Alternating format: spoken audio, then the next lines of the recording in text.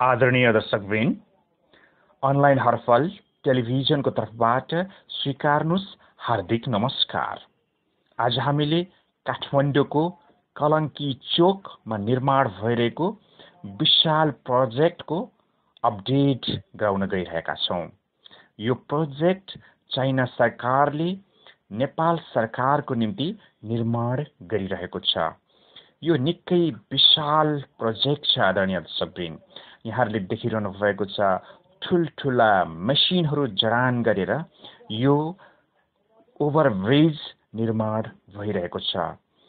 यहाँनिर ओभरब्रिजबाट सिधा थाङकोटबाट रत्न पार्कतिर जाने गाडीहरू गुड्नेछन् र यो अन्डर ब्रिजबाट सिधै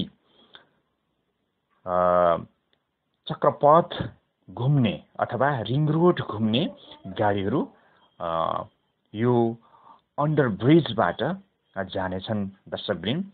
र यो अन्डर ब्रिजको बाटो 4 लेनको हुनेछ र यो ओभर ब्रिजपट्टि पनि दुई साइडतिर दुईवटा सडकहरू हुनेछ। ती दुवै सडकहरू दुई लेनका हुनेछन्। एउटा दायाँतिरको सडक 2 लेनको हुनेछ र बायाँतिरको सडक पनि 2 लेनको हुनेछ। अहिले यतिखेर यहाँहरूले रत्न पार्कबाट थानकोटतिर जाने गाडीहरू देखिरहनु भएको छ। त्यो सिधा यो ओभरब्रिजबाट क्रस भएर जाँदैछ र यसै गरी पछि यो प्रोजेक्ट निर्माण भइसकेर पनि जानेछन्।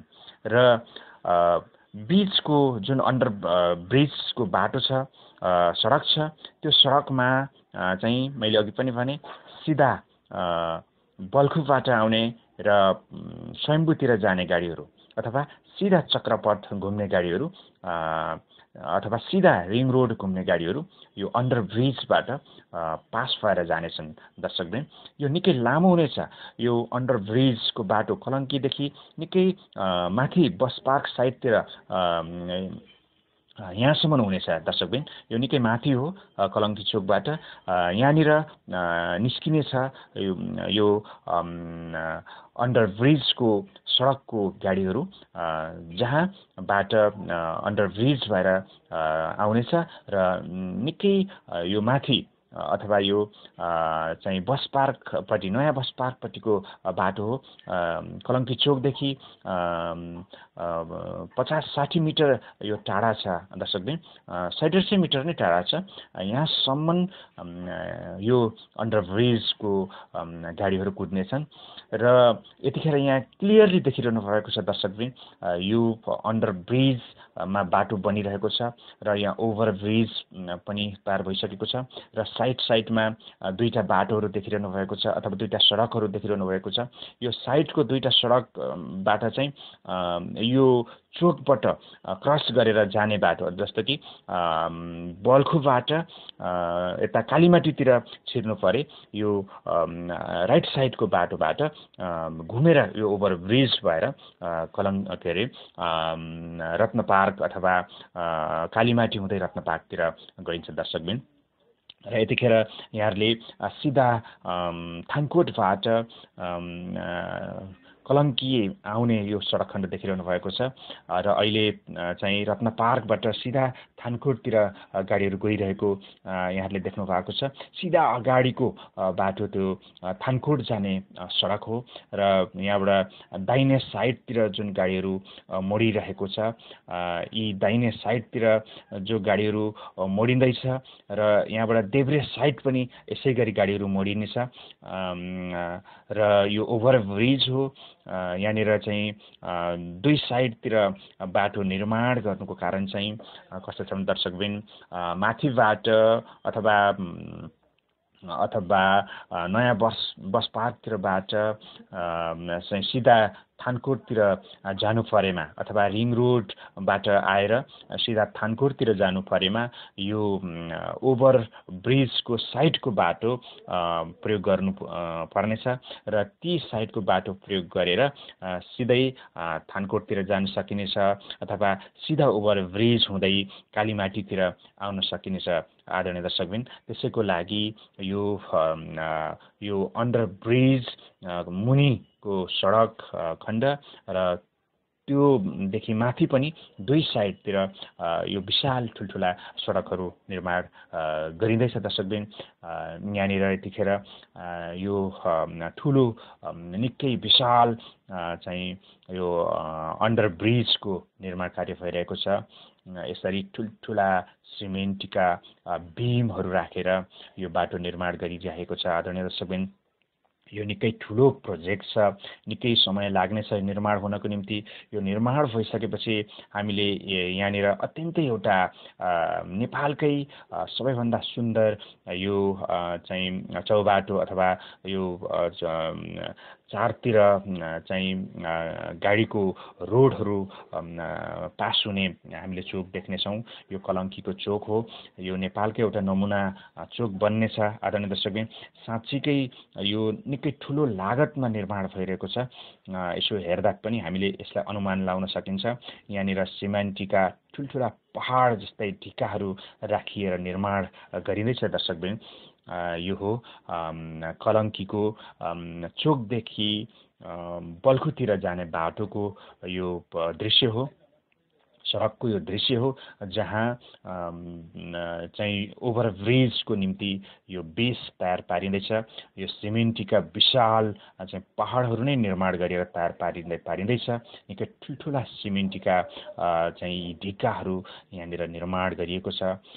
यो निकै दह्रो हुनेछ आदरणीय दर्शकबिन। हामीले यसलाई अनुमान लाउन सक्छौँ र यहाँ ठुल्ठुला डोजरहरू प्रयोग गरेर यी कार्यहरू सम्पन्न भइरहेका छन्। यहाँका एकजना कर्मचारीको भनाइअनुसार आदरणीय दर्शकबिन उहाँले के भन्नुभएको छ भने यो करिब यही सन् 2018को डिसेम्बरसम्ममा यो काम सम्पन्न हुन सक्छ भनेर भनिएको छ र 1 वर्ष पछाडि सर्यो भनेर भनिएको छ। तर यो काम अथवा यो गति हेर्दाखेरि अहिलेको गति चाहिँ अत्यन्त तीव्र छ भनिएको छ। यो गतिले चाहिँ सन् 2018को डिसेम्बरसम्ममा यो प्रोजेक्ट चाहिँ सम्पन्न भइसक्छ भनेर भनिएको छ। आदरणीय दर्शकबिन, यहाँ तपाईँहरूले देखिरहनु भएको छ एउटा ठुलो सिमेन्टको चाहिँ बिमहरू तयार पार्ने जुन देख्नुभयो। आदरणीय दर्शकबिन, यतिखेर यहाँहरूले यो सडक खण्ड निर्माण भइरहेको अथवा यो ओभरब्रिज चाहिँ निर्माण भइरहेको छ। यहाँनिर मुनिबाट सडक बन्नेछ, चक्रपथको लागि सडक बन्नेछ। त्यो सडक चाहिँ 4 लेनको हुनेछ, मैले अघि पनि भने, र यसको साइडको सडकहरू त्यो चाहिँ ओभरब्रिजको सडकहरू हुनेछ। ती ओभरब्रिजका सडकहरू चाहिँ 2 लेनको हुनेछ।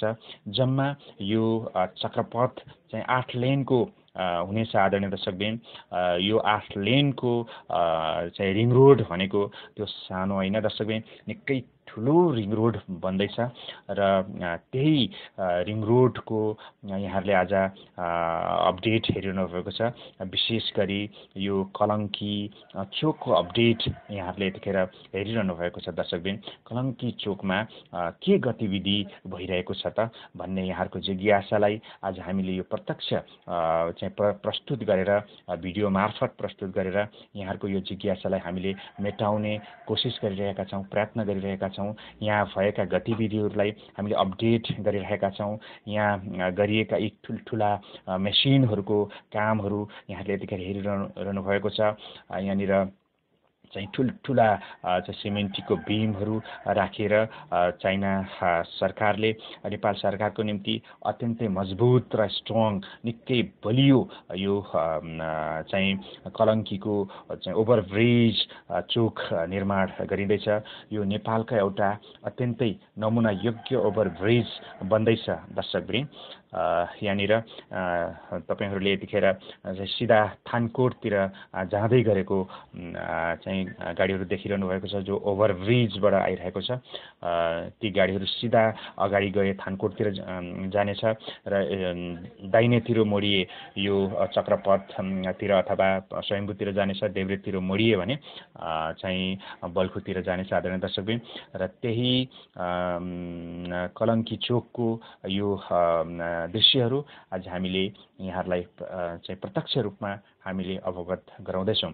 कलङ्की चोकदेखि करिब करिब 200 मिटर माथि र 200 मिटर तलसम्मको यो भूभागहरूलाई आज हामीले यहाँ प्रस्तुत गरिरहेका छौँ। यहाँहरूले अवलोकन गरिरहनु भएको दर्शकवृन्द। र मैले अघि पनि भने आदरणीय दर्शकवृन्द, यो कलङ्की चोकको जुन एउटा ओभरब्रिज निर्माण बन्दैछ, ओभरब्रिज चाहिँ जुन चोक बन्दैछ, यो नेपालकै एउटा नमुना योग्य चोक बन्दैछ। यो निकै बलियो, निकै स्ट्रङ, निकै दह्रो चाहिँ बन्दैछ। यो धेरै लामो समयसम्म टिक्न सक्छ आदरणीय दर्शकवृन्द। चाइनाले यति मेहनत गरेर निर्माण गरिरहेको छ यो चोक, त्यो नेपालले कहिले पनि बिर्सन सक्दैन आदरणीय दर्शकवृन्द। यो निकै सुन्दर बन्नेछ। यहाँनिर मैले अघि पनि भने यो चाहिँ कलङ्की चोकदेखि कोटेश्वर चोकसम्म, कलङ्की चोकदेखि बल्खु, एकान्तकुना, साधोबाटो, ग्वारखु हुँदै बालकुमारी हुँदै कोटेश्वर चोकसम्मको बाटो चाहिँ सन् 2018 डिसेम्बरसम्ममा सकिन्छ भन्ने एउटा यहाँका कर्मचारीले हामीलाई बताइएको छ। तर यो समय चाहिँ अलिकति सरेर सन् 2019 को जनवरीसम्ममा सकिने भन्ने कुरा गरिएको थियो र डिसेम्बरसम्ममै सकिन्छ भन्ने खालको कुराहरू आइरहेको छ आदरणीय दर्शकवृन्द। यो सन् 2018 को डिसेम्बरसम्ममा हामीले यहाँ यो कलङ्की चोकदेखि कोटेश्वर चोकसम्मको यो दक्षिणतिरको बेल्ट हैन, कोटेश्वर चोकसम्मको यो 8 लेनको विशाल रिङ रोड देख्न पाइनेछ। विशाल रिङ रोडलाई हामीले प्रयोग गर्न पाउनेछौँ आदरणीय दर्शकवृन्द। त्यही बाटो हामीले आज यहाँलाई देखाइरहेका छौँ। विशेष गरी कलङ्की चोकको यो बाटोहरू हामीले देखिरहेका छौँ। कलङ्की चोकको यो बाटो कस्तो बन्छ त भन्ने जिज्ञासाहरू यहाँहरूलाई लाग्न सक्छ। फेरि पनि मैले एकचोटि यहाँहरूलाई अवगत गराउन चाहे। कलङ्कीको एउटा मुख्य ट्रान्जिट चोक बन्नेछ।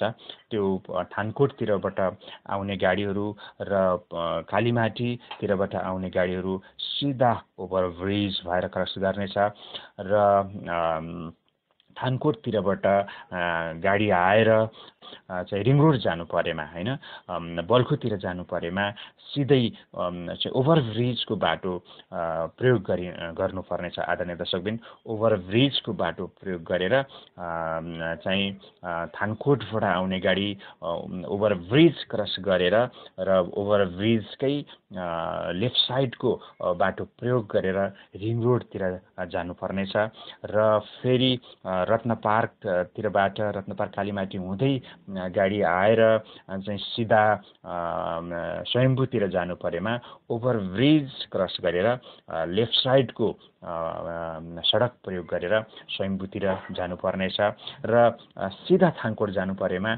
ओभरब्रिजबाट सिधा जानुपर्नेछ आदरणीय दर्शकबिन। र चक्रपथ घुम्ने गाडीहरू चाहिँ सिधा अन्डरब्रिजको सडक प्रयोग गर्नुपर्नेछ र अन्डरब्रिज 4 लेनको सडक हुनेछ र स्वयम्भूबाट सिधा आएर बल्खुतिर जाने यातायातका साधनहरू चाहिँ सिधा यो अन्डरब्रिजको सडक प्रयोग गरेर जानुपर्नेछ र बल्खुतिरबाट आएर सिधा चाहिँ कलङ्कीतिर जानु परेमा यो ओभरब्रिजको साइडमा भएको चाहिँ दुईटा बाटोहरू प्रयोग गर्नुपर्नेछ र ती दुईटा चाहिँ बाटोहरू दुई लेनको हुनेछ। ती बाटोहरू प्रयोग गरेर सिधा कलङ्की जान सकिनेछ र सिधा यता चाहिँ कालीमाटी हुँदै रत्न पार्क पनि आउन सकिनेछ। यस्तो खालको सिस्टम भएको यो बाटो हो आदरणीय दर्शकबिन, यो चोक हो। त्यस्तो चोक, अत्यन्त आधुनिक चोक चाहिँ यहाँ निर्माण हुँदैछ। यसलाई नेपालले चाहिँ धेरै धेरै धन्यवाद भन्न पर्छ चाइनालाई, किनभने नेपालकै एउटा अत्यन्तै चाहिँ नमुना योग्य एउटा आधुनिक चाहिँ चोक निर्माण गरिरहेको छ चाइनाले यो कलङ्कीमा, यो कलङ्की चोकमा। यो निकै ठुलो प्रोजेक्ट जस्तो देखिन्छ। यहाँ ठुल्ठुला रडहरू प्रयोग गरिएको छ र धेरै सिमेन्टहरू प्रयोग गरिएको छ र ठुल्ठुला मेसिनहरू प्रयोग गरेर यो चोक निर्माण भइरहेको छ आदरणीय दर्शकबिन। निकै आधुनिक छ। मैले अघि पनि भने, यहाँहरूलाई फेरि पनि जानकारी गराउँ, यो चोकमा जम्मा अन्डरब्रिजबाट 4 लेनको बाटो कुद्नेछ र यसको साइडमा त्यो चाहिँ अन्डरब्रिज हुने छैन कि ओभरब्रिजको बाटोहरू हुनेछ। त्यो ओभरब्रिजको बाटो पनि 2 लेनको हुनेछ आदरणीय दर्शकबिन। र यसरी यहाँनिर चाहिँ जम्मा 8 लेनको बाटो निर्माण गरिँदैछ। 8 लेनको यो चाहिँ रिङ रोड निर्माण गरिँदैछ। यो निकै विशाल छ आदरणीय दर्शकबिन यो रिङ रोड। यहाँहरूले देखिरहनु भएको छ। यहाँ कामदारहरूले निकै जोडबलका साथ यत्रा ठुल्ठुला विशाल सिमेन्टका ढिकाहरू प्रयोग गरेर चाहिँ यहाँ ओभरब्रिज बनाइँदैछ। ठुल्ठुला यहाँ मेसिन जडान गरिएको छ, जसले गर्दाखेरि हामीले अनुमान लगाउन सक्छौँ कि यो निकै लामो समयसम्म टिक्ने, निकै स्ट्रङ, निकै बलियो चाहिँ यहाँनिर सडक बन्दैछ दर्शकबिन। चाइनाले आफ्नो यहाँनिर चाहिँ एउटा भनौँ न क्वालिटी चाहिँ देखाउँदैछ भन्ने हामीलाई लागिरहेको छ। दर्शकबिन, तपाईलाई आजको हाम्रो यो प्रस्तुति कस्तो लाग्यो? यदि यहाँलाई राम्रो लाग्यो, जानकारीमूलक लागेमा हाम्रो युट्युब च्यानल अनलाइन हर्फललाई सब्स्क्राइब गर्न नभुल्नुहोला र सँगै रहेको बेल आइकनलाई पनि दबाइदिनुहोला, जसले तपाईलाई हामीले नयाँ भिडियो हालेको नोटिफिकेसन तुरुन्त आउनेछ। धन्यवाद।